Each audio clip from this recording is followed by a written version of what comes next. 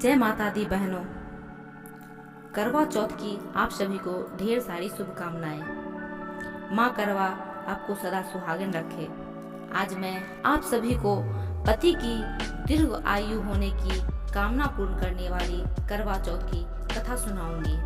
बहुत समय पहले की बात है। एक साहूकार के 7 बेटे और उनकी एक बहन करवा थी।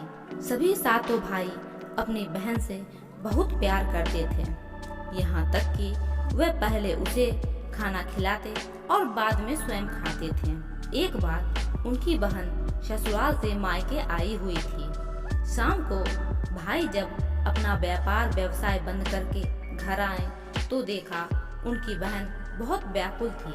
सभी भाई खाना खाने बैठे और अपनी बहन से भी खाना खाने का आग्रह करने लगे, लेकिन बहन ने बताया कि उसका आज करवा चौथ का निर्जल व्रत है और वह खाना सिर्फ चंद्रमा को देखकर उसे अर्घ देकर ही खा सकती है। चूंकि चंद्रमा अभी तक नहीं निकला है, इसलिए वह भूख प्यास से व्याकुल हो उठी। सबसे छोटे भाई को अपनी बहन की हालत देखी नहीं जाती और वह दूर पीपल के पेड़ पर एक दीपक जलाकर चलने की ओट में रख देता है।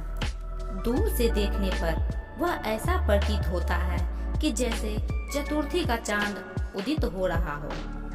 इसके बाद भाई अपनी बहन को बताता है कि चांद निकल आया है, तुम उसे अर्घ देने के बाद भोजन कर सकती हो।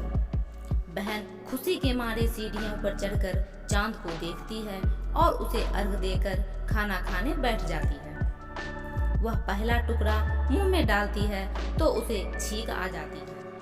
दूसरा टुकड़ा डालती है तो उसमें बाल निकल आता है और जैसे ही तीसरा टुकड़ा मुंह में डालने की कोशिश करती है तो उसके पति की मृत्यु का समाचार उसे मिलता है।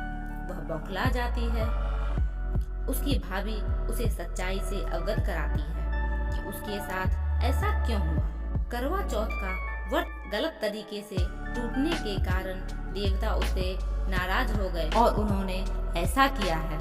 सच्चाई जानने के बाद करवा निश्चय करती है कि वह अपने पति का अंतिम संस्कार नहीं होने देगी।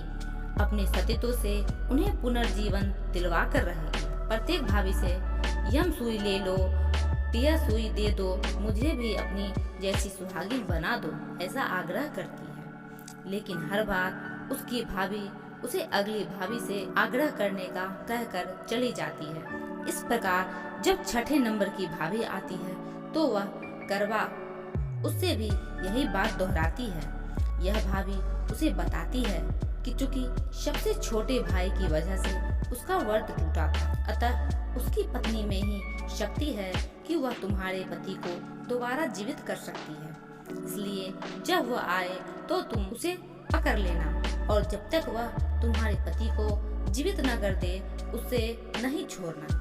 ऐसा कहकर वह चली जाती है। सबसे अंत में छोटी भाभी आती है। करवा उनसे भी सुहागिन बनने की आग्रह करती है, लेकिन वह टाल मटोली करने लगती है। इसे देख करवा उन्हें जोर से पकड़ लेती है और अपने सुहाग को जिंदा करने के लिए कहती है। भाभी उसे छुड़ाने के लिए नोचती है, खसोटती है, लेकिन करवा उसे नहीं छोड़ती है। अंत में उसकी तपस्या को देख भाभी पसीज जाती है और अपनी छोटी उंगली को चीरकर उसमें से अमृत उसके पति के मुंह में डाल देती है। करवा का पति तुरंत श्री गणेश कहता हुआ उठ बैठता है। इस प्रकार प्रभु कृपा से उसकी छोटी भाभी के माध्यम से करवा को अपना सुहाग वापस मिल जाता है। हे श्री गणेश, माँ गौरी, जिस प्रकार करवा को चीर सुहागन का वरदान आपसे मिला है वैसा ही सब सुहागिनों को मिले। तो ये थी करवा चौथ की कथा।